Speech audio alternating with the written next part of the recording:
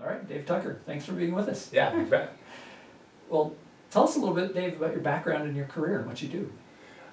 So I'm an Iowa State grad, computer science grad. I wanted to spend time in Silicon Valley, so that's what I did when I graduated. I went out and worked for Hewlett Packard. Then a few of us left and did a small startup, so I did that. And then moved back here in the late 90s and was fortunate to run into the guys at Engineering Animation at the time. Mm-hmm.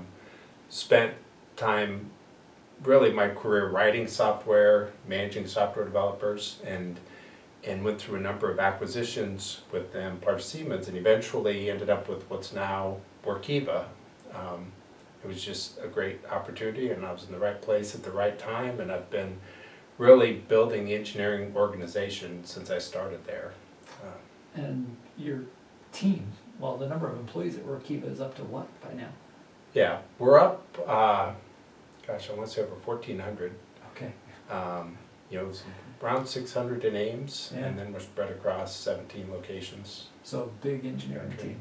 Yeah, so there's about 350 or so right now. Yeah. So move from Silicon Valley back to Iowa, still working in Right. technology.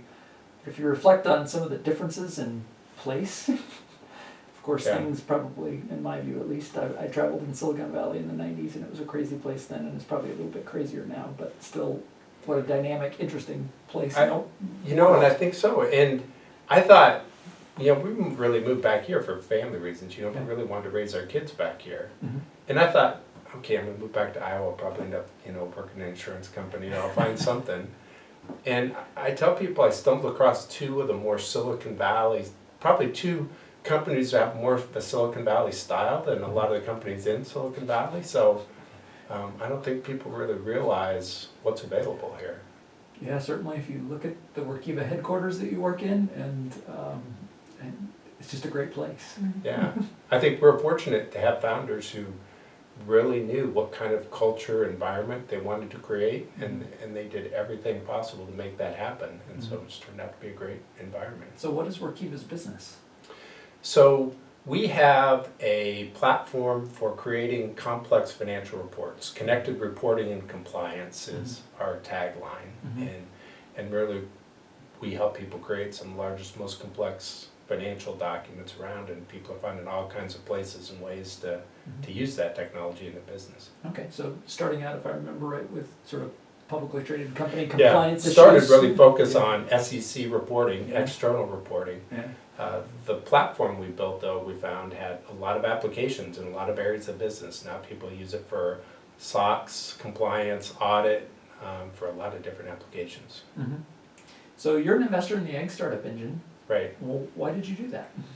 We're happy to have you. Well, I thought, one, it was a chance to meet really just a new, interesting set of people. I know some of the people who were involved, and I think this cross-section of agriculture and technology is really just at the cusp of becoming something really big, and it just looked like a great opportunity. Both the people, what I saw in some of the initial startups that were there, and it just looked like a really fun opportunity more than anything. Well, I remember us visiting about it, and you said, well, I'm not sure if I bring much agricultural expertise. Right. And I said, I grew up on a farm, that's about it. You're chief technology officer of a publicly traded company. I think we'll take your expertise.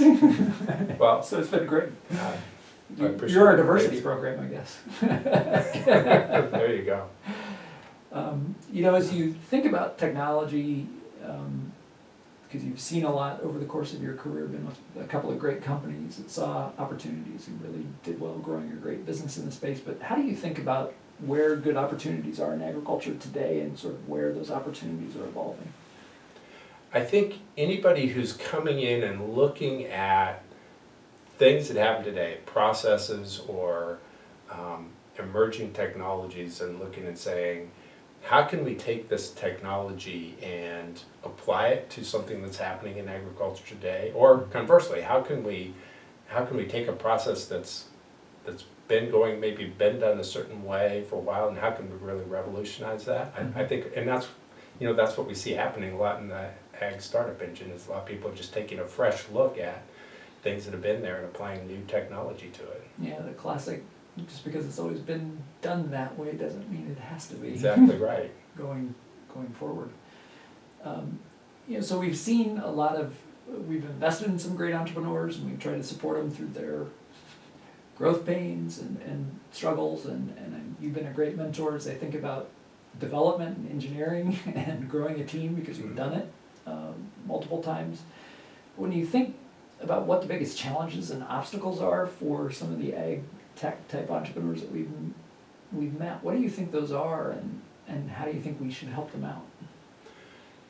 You know, the thing I notice over and over is a lot of people really understand the technology, but the core is just learning how do you build a team. And a lot of times it's the soft skills, it's the people skills that people tend to underestimate. And because every company, when they start with an idea, but they end up pivoting to something else. Mm-hmm. And to me, the key is how well are you able to get a group of people to agree to change direction, or to agree that, okay, this was a mistake, let's go do this. And I think people really underestimate that skill and the importance of it in building a company and building a team. Mm-hmm. When you hire developers, what do you look for so that, and you have a team that needs that flexibility, needs to change? What kind of behaviors do you look for? What sort of personality characteristics? What sort of backgrounds? Well, I think you always want to find people who are just intelligent, who can make good decisions.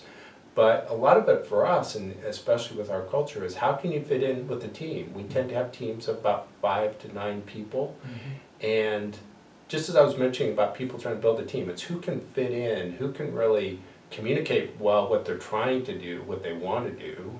How can they help get people on board, just understand their ideas? Mm-hmm. Those are some of the key characteristics. And ultimately, it just need to be people that you can get along with. Mm-hmm. Mm-hmm. If you're causing a lot of friction in a team, it's just not going to work well. If you have a situation where there's some friction on a team for whatever reason, is that a situation where you might try to move that person to a different team, or sometimes is that a situation where it just isn't a fit for the business and you need to part ways? It might be both. Usually what will happen is, if something's not working in a team, we'll look, okay, is there another place for them? Maybe a better fit. Maybe there's another area, another team that they would really fit better with. But once you've tried that 2 or 3 times, you come to a realization pretty fast that, okay, maybe this person just isn't the right fit. Mm-hmm. And that's always one of the toughest decisions to make, and I think one of the biggest learning experiences for me is learning when to make that call. Because it's not easy to do. No, it's not pleasant to deliver the news. No. Although I had somebody coach me once when I was doing the same thing and said, I've never had a situation where I've let somebody go where within a reasonable amount of time, both of us were way better off and happier. Yeah, and you immediately know, once you make that call and somebody leaves and you just realize the environment, you think for what you're losing, everybody else around is gaining, and invariably it ends up being a good situation for everybody. Yeah, so unfortunately maybe letting people go is a skill that you develop as you get. That is, I think it is, which is part of building a team. It's figuring out who's a fit and who's not a fit, and what are the attributes that you want, and what do you want your team to look like. And I suppose I was unrealistic when I started building companies. I'd hope, and you do get better at it, but you want to be able to hire people that are a long-term fit. Yeah. Well, short-term and long-term fit, but sometimes you just miss. And unfortunately, the only way you get better at it is by making mistakes and living through what didn't work, and then you start to recognize it. Yeah, so you've scaled up what now is a really big engineering team. A big part of that is here in central Iowa, but you have other locations as well. Could you talk about kind of your philosophy in being able to scale engineering talent, because that's an issue anywhere you go. Right. Silicon Valley, Central Iowa, anywhere.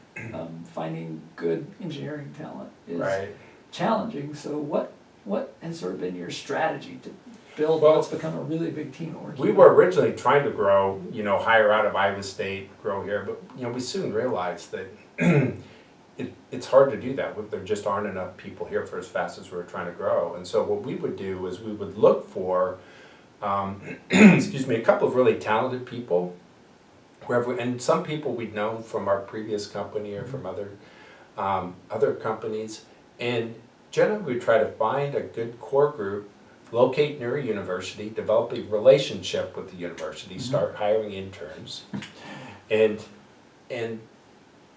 that was a strategy we just replicated in multiple places around the company. We ended up with a lot of locations. I'm not sure if I would have gone with as many as we did. There's this balance, but we've tended to shoot for talented groups regardless of where they are versus having everybody in one location. Okay. So university communities have worked well. University communities, generally where we are, places like Bozeman, Montana was great for us. Denver, Scottsdale, Arizona State's a great source for us. Iowa State. So any place we've gone, we've generally tried to identify to locate near a university. Okay. And I remember at my companies, it was if we identified a good engineer and developer, oftentimes other people would follow them. Yeah. And so it's like if you work really hard to find one, especially like a larger company or something, and you've got sort of interesting opportunity as a growth company, has that sort of strategy worked That's for you? been an advantage for us because we've had people who started in Ames who then moved to another location. That's how we ended up with an office in Boulder, for example, or... You had a good person who wanted to move to Well, Boulder? yeah, we had people who wanted to move there, or we knew people. In most cases, so we've had both situations. And we've also found that creates a good pipeline for us because if people know, maybe they're going to start here, but they've got opportunities to go other places. That's one of the ways we can retain good talent is by, offering them, hey, there's a lot of places you can go. You don't have to go to Silicon Valley. You can still go a lot of places with Yeah, if us. somebody has a taste for mountains and they don't like the mountains that we have here, Right. wait, we don't have any. Yeah, You've got a place for Turns that. out Bozeman, Montana has some really nice mountains around there. So does Missoula. We have an office in Missoula as well. Okay. So. Yeah, definitely a different place to live. When you think of some of the high impact entrepreneurial people that you've worked with, and I know some of their names, at least I think I do, but you've been part of some really interesting startups. When you think about some of those people, what are some of the characteristic skills and behaviors that you've observed in them and maybe even tried to imitate yourself or that you look for in people that you want to work with? To me, the key thing, and that's attracted to me to a number of people, is just the way they treat others and the way they give people autonomy to kind of go do things and allow them to make mistakes. And I've been through a number of situations where you make a mistake and they'll look and they'll just say, well, yeah, we probably shouldn't do that. Let's try doing something else. And I think that's a skill and it really creates a culture that attracts people readily because everybody wants to go someplace where they know that they're going to be able to do things that they want to do and it's going to be okay when things don't work. Eventually things will work. But. Yeah, and coaching young people, I call that failing successfully. Mm-hmm. Because if you're trying things that are interesting and innovative, they probably aren't going to work Right. exactly as you envision, at least. And it doesn't mean the idea is bad. It just means probably the particulars of what you think aren't exactly right. And so you need to make a mistake and then learn from that and then hopefully build on that, whatever that is. And part of, I think, coaching people is trying to make sure the mistakes that you make aren't so bad that you're completely discouraged. It's financially devastating, anyway, puts the company in a bad position. I think, and when you're managing those people, sometimes it's tough. Somebody will have an idea and they'll go start trying. You're like, I don't know if that's the best idea, but there's a balance in there that you learn to have. But I've found when you let people have freedom more to do those things that they know and just coach them on where you're trying to get to rather than how to get there, that to me is what creates a great environment. When you think about where good ideas come from, whether it's maybe big ideas for a company or even ideas just on how to do development a little bit different on a particular project, how do you identify where those good ideas are and then figure out how to enable somebody to have the freedom to try them out? Well, one of the things we've really focused on is when we do goals, we use a process called objectives and key results, or OKRs. And the whole premise behind that is you try and set what's the outcome we want to achieve not how do we want to get there. And when we look at it like that, you're basically saying to people, okay, figure out just how to get from here to there. You know, we want to get here, so just figure out a way to do it. And we've found that that tends to be one of those drivers that gives people that freedom where you're not just dictating how to do things. The challenge is you need to have some consistency, so that's always the balance you're playing, but we've tended to lean toward just stating the outcome that we want to achieve. I think that's great, and I'm results oriented.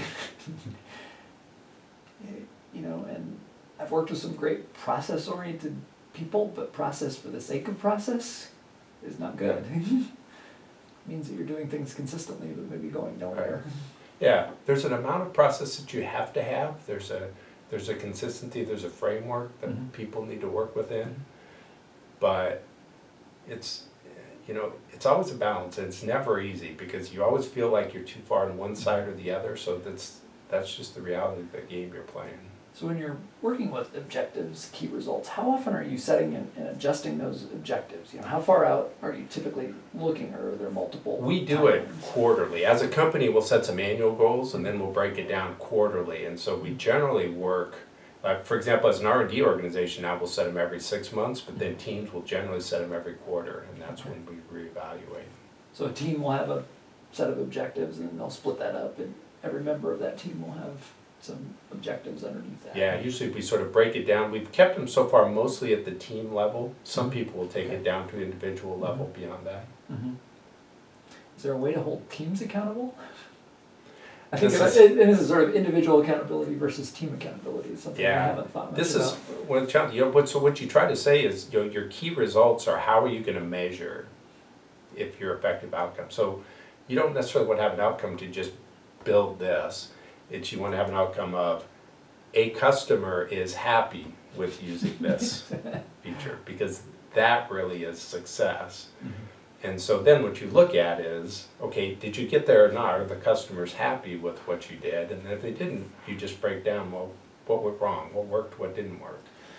So how do you keep that development team in touch with whether customers are happy or not?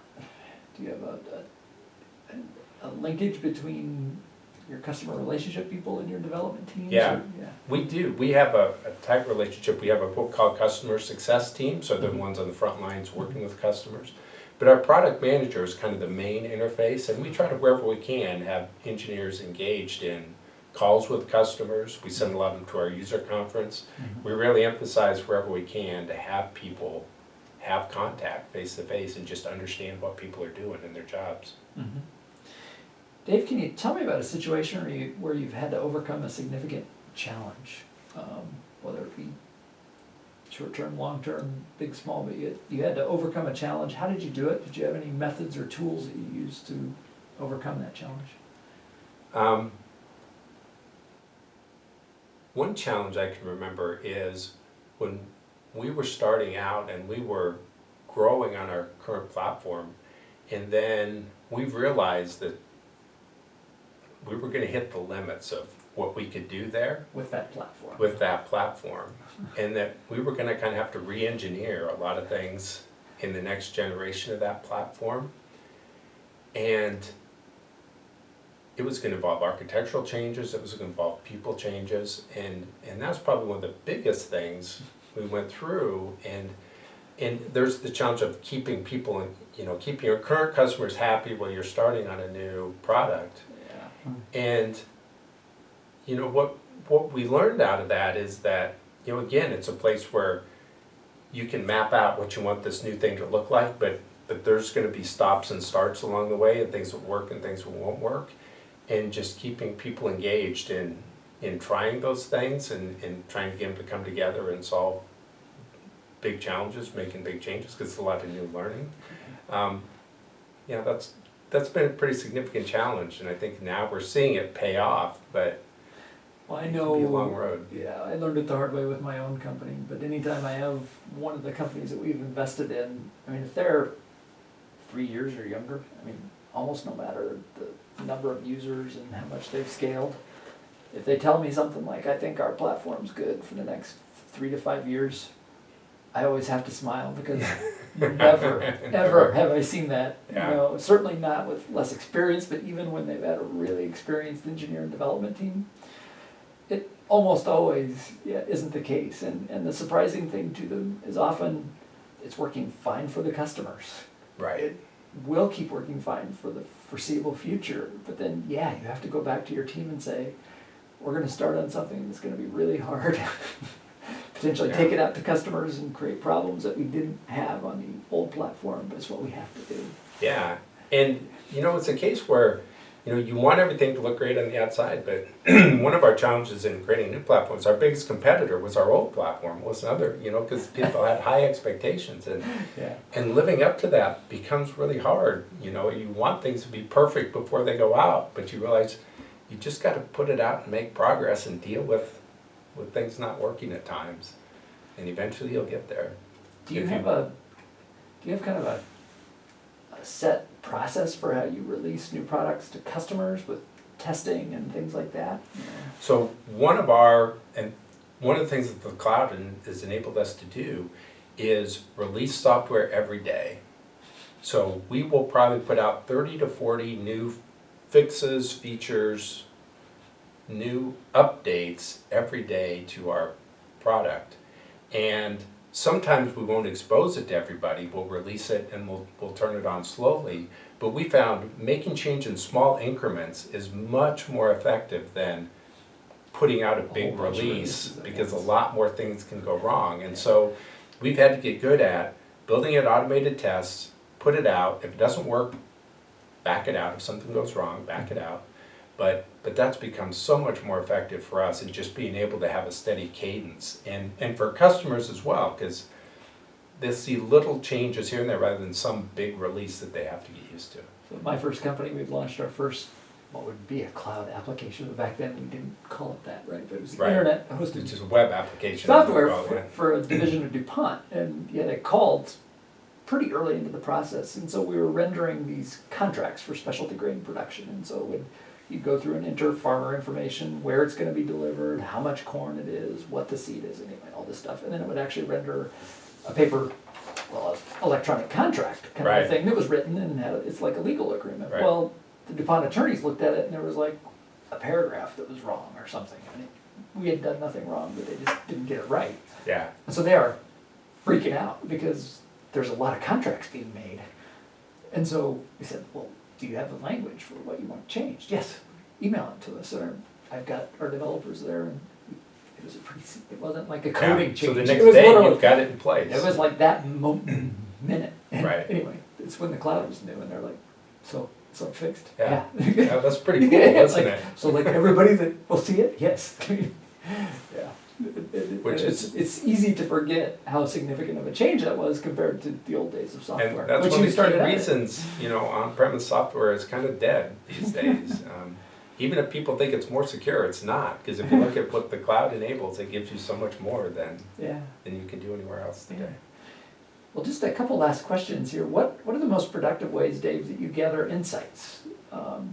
Whether it's things related to your position or things that you're generally interested in? Is it people, attending conferences, books, podcasts, media? I have found the best way is just finding people, building relationships, and just having conversations about what they're doing. I've been involved in groups like the Technology Association of Iowa, and so for me it's been most effective just meeting people and just kind of learning what they're doing. That's where, when I look back, most of my insights have come from. Because I just enjoy hearing how other people are approaching problems. Yeah, and so you served as chair of the Technology Association of Iowa for a time, right? Right. Okay. Right. So what did you learn about the technology scene, if we can call it that, in Iowa? What I learned is there's a lot more going on than I realized. Another key insight for me is we started taking our board meetings out around the state rather than just having them, and then we would have a dinner and invite people in. Every place we went, I found a woman who was running a technology company that I had never heard of before. And people started coming out of the woodwork as we were doing that. And I realized there's actually a lot more going on here than people give it credit for. Yeah. And to me, that was probably the key insight of my entire time there. We're not a big state, but yeah, we're here in central Iowa. Ames is close to Des Moines, the largest city, and it's easy to get caught up in our own thing and forget that Right. there's a lot going on in And other places. I think we've got the type of people that are really good at doing technology companies. I've had people come in and speak from Silicon Valley, and everybody who's come here, when they've left, they said, wow, like, there are really some great people here. I don't think you guys realize what you've got in terms of resources. And I always take a lot of pride in that, because I do think that Iowa's a great place to build a technology company. And I think that cross-section of agriculture technology, like, we're perfectly positioned for. I just met a gentleman at lunch today who moved back from San Francisco with his wife. Same situation as you and Sue some years ago. Yeah. They had children and just thought coming back here would be a better environment. And he's building businesses in Mason City. And we've got to find more people like that. I still think that's our best opportunity, is people about that age range, people who want to move back to Iowa. I still think it's a great opportunity. All right, so calling all young families. Exactly. Let us know how we can help.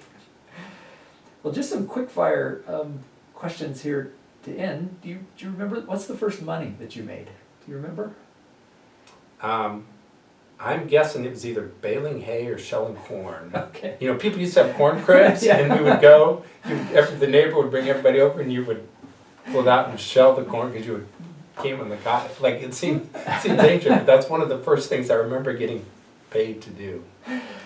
Well, we're about the same age, and yeah, my grandparents, so I grew up in Nebraska, Yeah, but my grandparents for a time were in Arcadia, not far from where you grew up, in Yeah. Jefferson, right? yeah.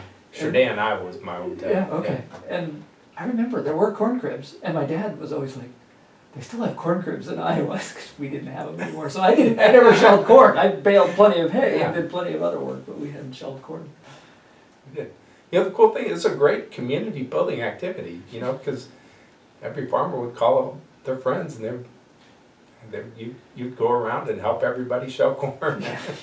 And a big lunch, Yeah, that became a social day for Yeah. sure, as well as a That for a time while. for women to compare the best dishes that they made, Right. and for the men to enjoy it. Yeah. Who've been some of the most influential people in your career? A number of people throughout my career. I think certainly, Marty Vanderplow, our current CEO, has been one of those who really understands how to lead people. I've also had a number of mentors, like Pete Peterson, who we know here in town, has been a great mentor for me. We've managed to find other people in the tech industry. Marty Kagan and Chuck Geiger, a couple names come to mind who have worked with us. And I think that combination of people, even Jeff Traum, our CTO now, has been a good friend and mentor. And I think a lot of people have been great influences on me throughout my career. So you mentioned something that's interesting in that, and I think I mentioned earlier that you've done a great job mentoring some of our entrepreneurs from the Ag Startup Engine, but you mentioned that you have mentors as well. So does it ever stop? No, I don't think it does. I think that's part of the game. Like, if you learn that, and you learn that if you ask people for help, and a lot of people are really willing to sit down and give you help, but that's always one of the toughest things for people to do, is just say, hey, can you help me figure this out? And I have tried to learn that late in my career as well, because I listened to somebody who said, helping other people is a really good thing, but sometimes the most important thing is to look at somebody else and say, this is how I think you can help me. But it kind of violates, for me at least, my sense of independence, and I think I can do it all. Well, of course I can't. Yeah, exactly. And then when you hang around really talented people, you should ask them for help. Right. And I think that's a skill that you've got to develop if you're going to be successful, just learning when to ask for help. Yeah. Well, last question. So we work in agriculture, but our end product is food. What's your favorite food or food experience? Food experience. Actually, a really unique one lately. So we were entertaining some people, and my wife Susan came up with a recipe for homemade Bailey's Irish Cream, which was made with real cream, and it was a totally unique experience from anything else that you may buy in a liquor store. It tastes better than the So- Bailey's off the shelf. A lot better. Well, you bring a smile to my face because we have a homemade Bailey's recipe. Well, but we got it from somebody else. So back in the 90s when I worked for Pioneer, Christmas time, this guy I worked That's with, right. David Kreider, Yeah. I still remember him, said he had Bailey's. I'd never had Bailey's before. I'm like, what do you do with Bailey's? He's like, you put some in coffee and it's like cream. Well, I still remember Patty called me about 10:30 in the morning and she's like, I don't remember what she wanted, but she's like, how are you? I'm like, I am really good.